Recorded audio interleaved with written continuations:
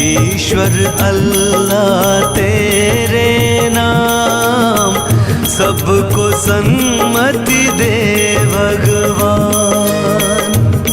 ईश्वर और अल्लाह बिल्कुल भी एक नहीं, ना ही राम और रहीम। अगर एक होते तो इनके अलग अलग मंदिर और मस्जिद की स्थापना क्यों किया जाता, और आखिर क्यों हर रोज अखबार की सुर्खियां मंदिर और मस्जिद क्यों दिखाते? इतने लोग आखिर क्यों परेशान हैं इन सब चीजों में? इसका जवाब छुपा है भारत के उत्तर प्रदेश डिस्ट्रिक्ट के वाराणसी जिले में स्थित ज्ञानवापी मस्जिद में। आखिर इस ज्ञानवापी मस्जिद में ऐसा क्या है जिसके लिए फिर से वही मंदिर और मस्जिद का विवाद पुनः जन्म लिया?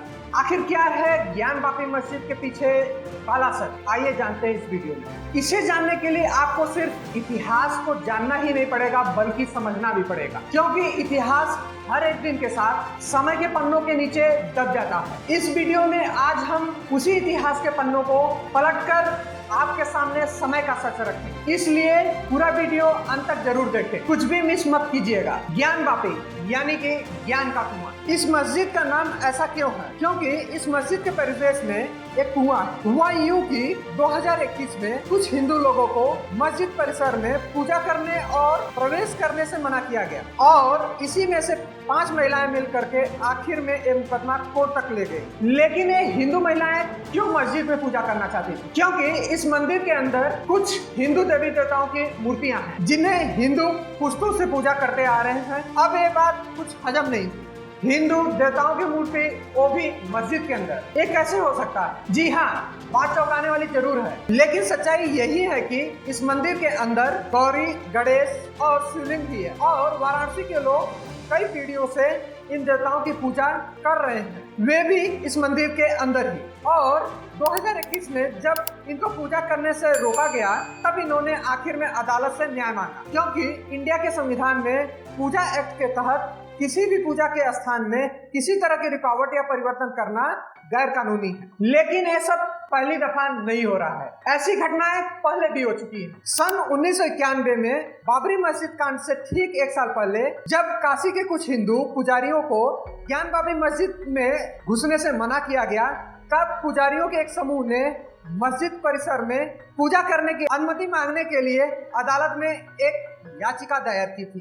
लेकिन हर बार वही घटना कैसे हो रहा है? चलिए समझते हैं ज्ञानवापी मस्जिद का इतिहास। दरअसल ज्ञानवापी मस्जिद को मुगल शासक औरंगजेब ने आज से लगभग 400 पहले सन 1669 में निर्माण करवाया था। लेकिन ये बहुत ही दुखद इतिहास है कि जिस स्थान पर मस्जिद का निर्माण हुआ उसी स्थान पर पहले विश्वनाथ मंदिर हुआ करता था, जहां भगवान शिव की पूजा होती थी, और औरंगजेब ने इस मंदिर को तोड़ कर मस्जिद बनवाया था। अगर आप चौंक गए हैं तो अपने आप को संभालिए और यहाँ से कुछ 100 साल का पुराना इतिहास को सुनिए। विश्वनाथ मंदिर का स्थापना भी मुगल सम्राट अकबर की सल्तनत में किया गया था, यानी कि औरंगजेब के ही पूर्वज और मुगल वंश का राजा अकबर ने अपने वजीर तोदरमल से इस मंदिर की स्थापना करवाया था।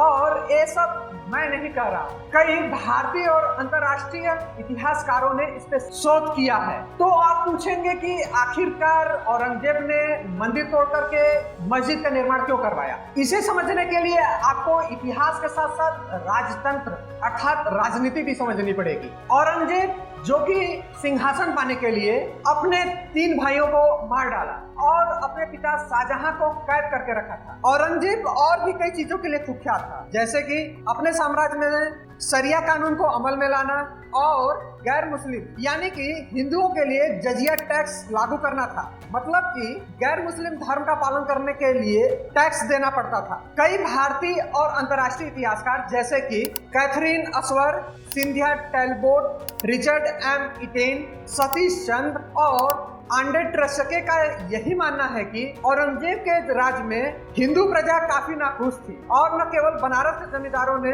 औरंगजेब के खिलाफ बार बार विद्रोह किया, बल्कि स्थानीय ब्राह्मणों ने भी इस्लामिक शिक्षाओं में हस्तक्षेप किया।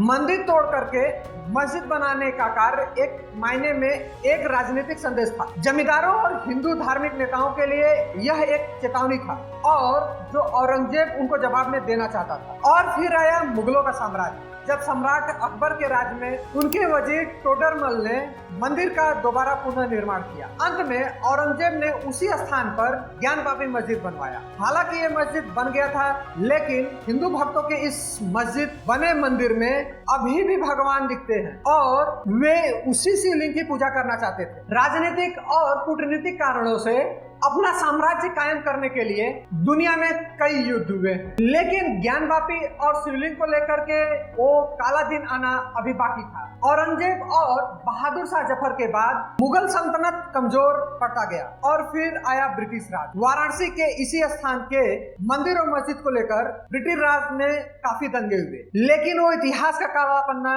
आया सन 1809 में। तो क्या हुआ था 1809 में? हिंदुओं का आस्था तब भी ज्ञानवापी कुआं और शिवलिंग में था, इसलिए सन 1809 में ज्ञानवापी कुएं के पवित्र जल को खराब करने के लिए एक मुस्लिम भीड़ ने एक गाय को काटकर उसके खून से कुएं का पानी रंग डाला। क्या ये करना उचित था? हिंदुओं की आस्था को ठेस पहुंचा और उनका भी खून खौल उठा। हिंदू भीड़ ने ज्ञानवापी मस्जिद में आग लगाया और मस्जिद को तोड़ने का प्रयास किया। इस तरह हिंसा का माहौल सिर्फ वाराणसी में ही नहीं बल्कि पूरे देश में छा गया। दंगों में कई लोगों की मौत हुई, कई घायल हुए और लाखों की संपत्ति का नुकसान हुआ। कई शहरों में धारा 144 लगा दिया गया। बेहद दुख की बात है, साथ ही साथ आश्चर्यजनक भी। एक ही स्थान को लेकर के करीब 1000 साल से हिंदू और मुसलमानों में झगड़ा चल रहा है और ये एक बार ही नहीं बल्कि कई बार हुआ और आज भी जारी। तो आपको पता चल गया होगा इस मंदिर के पीछे छुपे काले राज के बारे में, लेकिन विवाद अभी खत्म नहीं हुआ, क्योंकि अब प्रश्न ये है कि पहले अंडा आया या मुर्गी। मतलब कि ये कौन बता सकता है कि पहले मंदिर था या मस्जिद? इस बात का विवाद पूरे देश को सता रही है, तो इसका जवाब आज सभी को देना है इस वीडियो के कमेंट सेक्शन में। चलिए समझते हैं कि 1947 जब भारत आजाद हुआ तब ज्ञानवापी को लेकर के क्या हुआ, आखिर क्या है अभी का विवाद। हालांकि ब्रिटिश राज के समय काफी दंगे हुए थे, लेकिन हिंदुओं को अपना मंदिर अब भी वापस नहीं मिला था और अगर सब मिलकर रहते तो शायद फसाद न बढ़ते। लेकिन हिंदुओं पर रोक तो लगाए गए। हिंदुओं को अपने भगवान का दर्शन करने के लिए और मस्जिद परिसर तक पहुंचने के लिए मुस्लिम गार्ड को रिश्वत देना पड़ता था या धोखे से घुसना पड़ता था। मार्च 1959 में हिंदू महासभा ने महाशिवरात्रि के अवसर पर मस्जिद के मंडप में रुद्राभिषेक समारोह किया तो उनके 2 कर्मचारियों को कानून और व्यवस्था का उल्लंघन करने के लिए 6 महीना के लिए जेल की सजा सुनाई गई। इस घटना के बाद हिंदू महासभा ने आंदोलन शुरू किया और 1984 से विश्व हिंदू परिषद और हिंदू राष्ट्रवादी संघ मिलकर हिंदू मंदिर को तोड़कर बनाई गई मस्जिद को फिर से हासिल करने के लिए देश भर में अभियान चलाया। 1991 में काशी विश्वनाथ मंदिर के भक्तों द्वारा एक मुकदमा दायर किया गया था, जिसमें आरोप लगाया गया कि मुगल सम्राट औरंगजेब के आदेश पर विश्वनाथ मंदिर को नष्ट करने के बाद मस्जिद का निर्माण किया गया था। 1991 के मुकदमे के कार्रवाई इलाहाबाद हाईकोर्ट द्वारा रोक दी गई, लेकिन 2021 5 महिला शिव भक्तों द्वारा वाराणसी के सिविल कोर्ट में एक और मुकदमा दायर किया गया, जिसमें ज्ञानवापी मस्जिद के क्षेत्र में एक प्राचीन मंदिर के मुख्य स्थान पर हिंदू देवताओं के भक्ति का प्रदर्शन करने की अनुमति मांगी गई। इस मस्जिद को लेकर अंजुम इंतजामिया कमेटी ने भी कई मुकदमे दायर किए ताकि ये क्षेत्र मुसलमानों को पूरी तरह दे दिए जाए, जबकि हिंदू परिषद शिवलिंग मंदिर की कार्बिंग डेटिंग का मांग किया ताकि ये प्रमाणित किया जा सके मंदिर का स्थापना मस्जिद से पुरानी है। हालांकि इस पावन और पवित्र धार्मिक क्षेत्र को लेकर आज भी हिंदू और मुसलमानों के बीच विवाद, लड़ाई और मुकाबला कायम है। दोनों पक्षों के लोग आज भी अपने अपने भगवान से मिलने यहाँ आते हैं। तो प्रश्न ये है कि क्या अल्लाह और भगवान एक ही हैं जो इस मंदिर या मस्जिद के अंदर बसते हैं? इस सवाल का जवाब आप सभी को देना पड़ेगा हमारे कमेंट सेक्शन में। जय हिंद।